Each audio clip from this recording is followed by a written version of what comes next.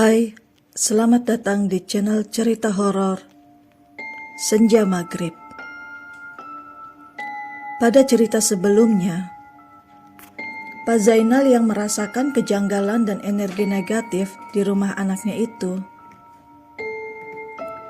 merasakan ada sesuatu yang tersimpan di dalam rumah putrinya. Kuat dugaan, jika orang ketiga yang berada di dalam pernikahan putrinya adalah seseorang yang Mala kenal juga. Dan sampai pada akhirnya, sebuah pertanyaan yang cukup membuat Mala tercengang pada saat itu. Untuk selalu update cerita-cerita terbaru dari saya, jangan lupa nyalakan notifikasinya dengan klik tombol lonceng, dan yang selalu mampir tapi belum subscribe, jika berkenan klik tombol subscribe untuk berlangganan cerita horor dari saya.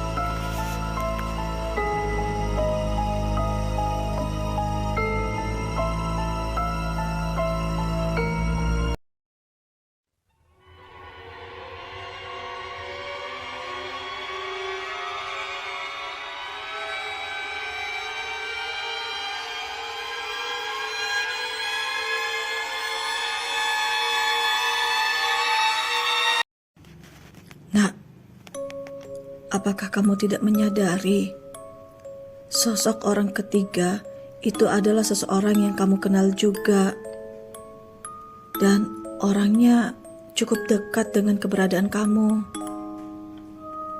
Ucap Pak Zainal yang memulai percakapan dengan anaknya saat itu selepas menunaikan ibadah sholat maghrib. Malah hanya terdiam. Bukan ia mengacuhkan pertanyaan ayahnya itu, namun Mala yang hanyut dalam lamunan masalah-masalah yang tengah ia hadapi itu. Terlebih Dion suaminya, yang firasat Mala, malam ini pun suaminya tidak akan pulang ke rumah. Pak Zainal pun akhirnya memutuskan menginap di rumah Mala, karena ia tak tega harus meninggalkan putrinya dan cucunya sendirian di rumah pada saat itu. Dengan keadaan kakinya Mala yang tak kunjung sembuh, namun semakin nyeri kesakitan di kakinya yang bekas luka gigitan anjing hitam. Namun Dion, yang ternyata sudah 2 malam tidak pulang ke rumah, membuat makin resah Mala yang pikirannya entah kemana-mana. Ia belum siap menghadapi ujian rumah tangga yang baru menginjak 2 tahun ini.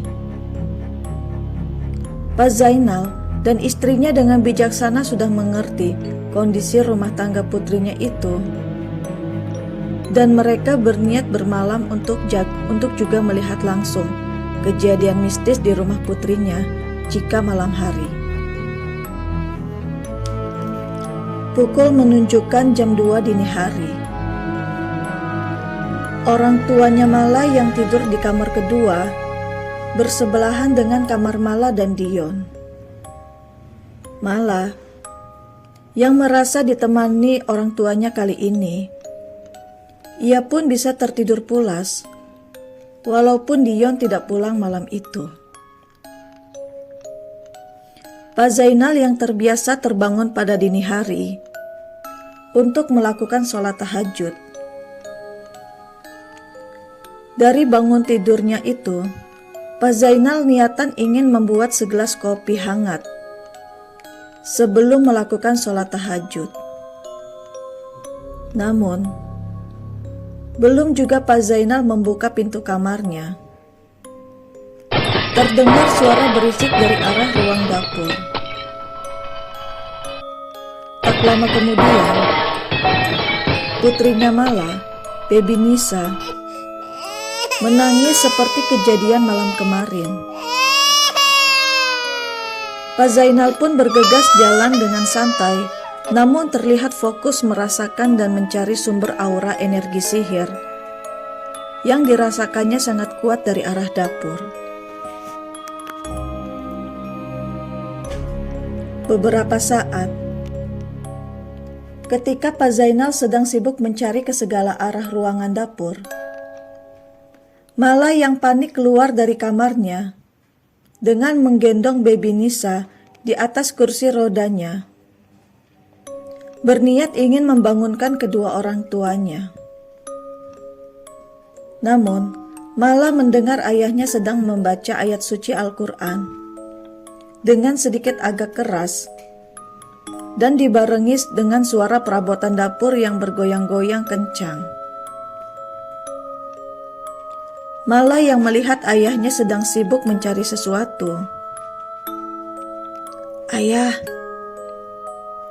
ini seperti kejadian kemarin ya," ucap Mala dengan menangis dan ketakutan itu. Mala dan ibunya masih berdiri ketakutan melihat kejadian mistis itu. "Bu, bawa Mala dan bayinya keluar rumah, cari perlindungan. Jika terlihat ada warga, segeralah kalian minta tolong.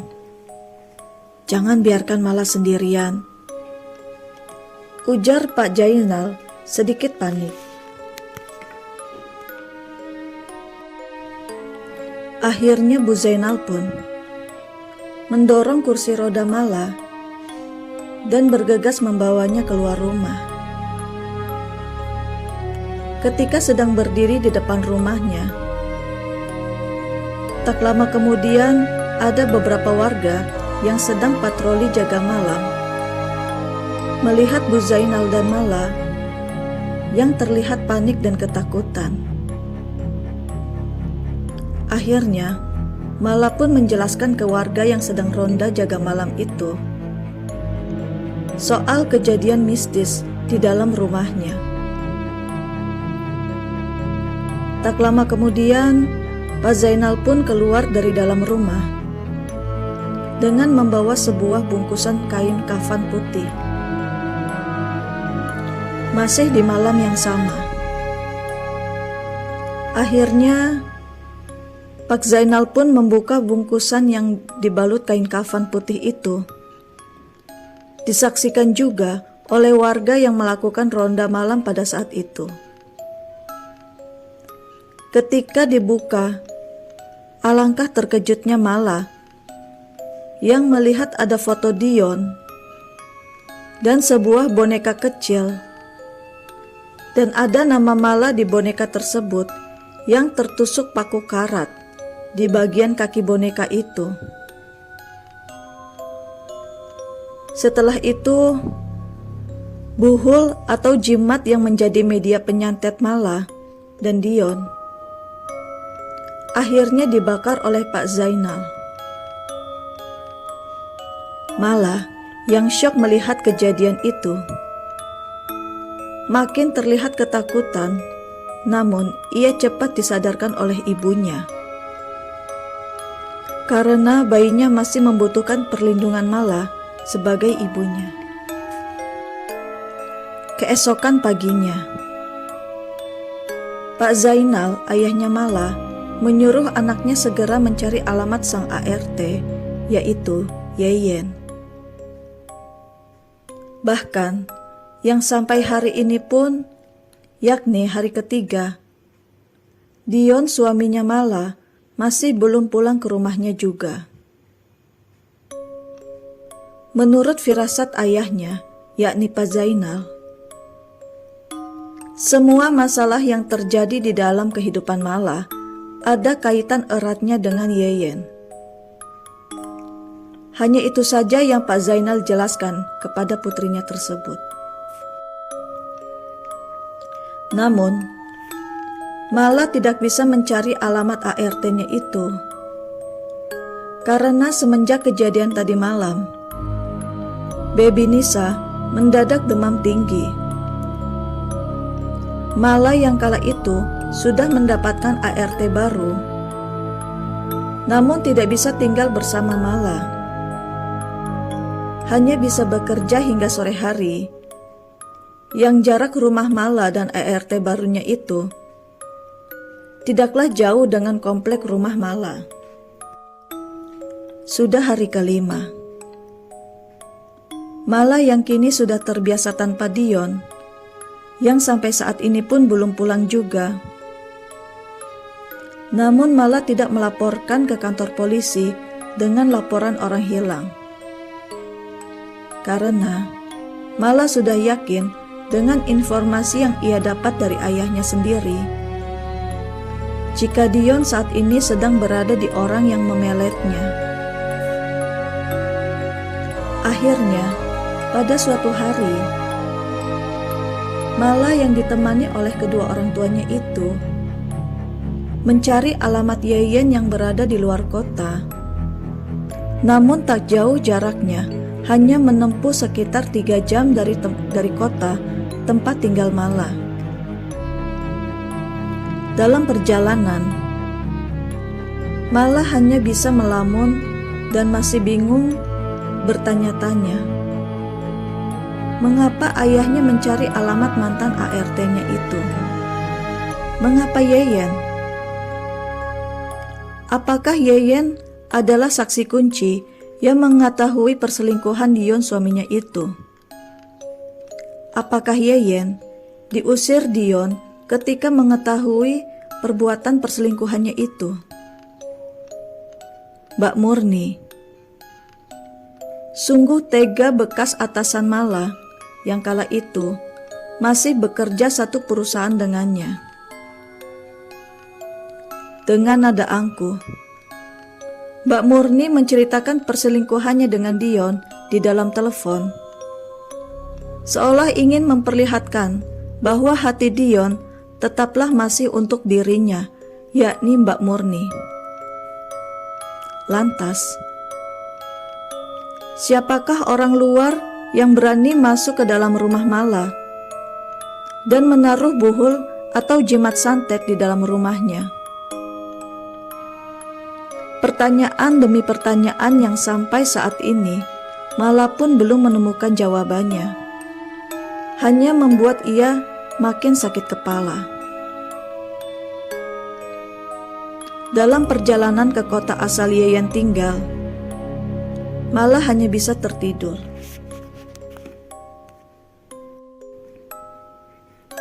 Jarak tempuh dari kota Mala tinggal ke kota mantan ART-nya tinggal memanglah bisa terbilang tidak terlalu jauh. Namun, medan akses menuju kampung Yeyen sangatlah terpelosok dan terjal, hingga harus melewati beberapa hutan liar dan hutan lindung. Perjalanan yang sangat melelahkan. Namun bagi Pak Zainal yang membawa kemudi mobilnya itu, terlihat sangat fokus mengendarai, seolah-olah ia harus bisa menjaga dan mengendalikan emosinya yang memang sudah mengetahui dalam kiriman santet untuk putrinya tersebut. Hingga akhirnya tibalah mobil orang tua Yeyen di sebuah desa terpencil di desa tempat tinggal Yeyen. Namun, ketika sedang mencari alamat rumah Yeyen, mobil Pak Zainal yang berjalan pelan. Alangkah terkejutnya Mala yang langsung melihat sosok suaminya Dion ada di sebuah rumah gubuk sederhana. Terlihat Dion yang sedang fokus memotong kayu bakar, namun nampak dengan pandangan kosong. Wajah Dion yang terkesan memiliki pandangan kosong, namun secara sadar ia bisa diajak ngobrol secara normal. Dalam sebuah ruangan sederhana itu, sudah terkumpul 2 keluarga, yakni keluarga Yeyen dan orang tua Mala. Dalam keheningan yang menegangkan, masih terdengar isak tangisan Mala yang syok melihat Dion yang sama sekali tidak mengenal Mala istrinya. Akhirnya Pak Zainal pun memulai percakapan dengan nada bersahajanya, namun nampak sekali terlihat urat kemarahan yang nampak jika Pak Zainal sedang menahan amarahnya. Jadi, tolong jawab dengan jujur. Sejak kapan kamu memulai sihir pemikat untuk menyantret putri saya Mala? Tanya Pak Zainal yang tentu saja pertanyaan tersebut mengarah kepada Yeyen.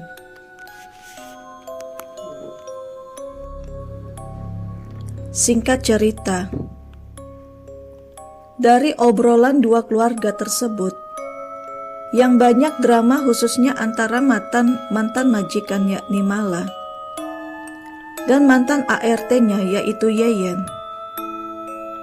yang akhirnya Mala mengetahui kebenarannya dan sangat tidak disangka mantan ART-nya itu yang ia nilai sangat baik, namun justru adalah seekor ular betina di dalam rumah tangganya. Namun, pada akhirnya pihak Mala lah yang mengalah, dan Pak Zainal meminta Dion untuk menceraikan putrinya tersebut. Tanpa rintangan atau penolakan dari Dion pun mengangguk menyetujui permintaan mertuanya tersebut. Namun, jelas terlihat jikalau wajah Dion nampak kosong seolah sihir pemikat masih menempel di aura wajah Dion. Setelah mendapatkan sebuah jawaban yang akhir-akhir ini keluarga kecil Mala mendapatkan gangguan teror gaib. Akhirnya, keluarga Pak Zainal pun kembali ke ibu kota.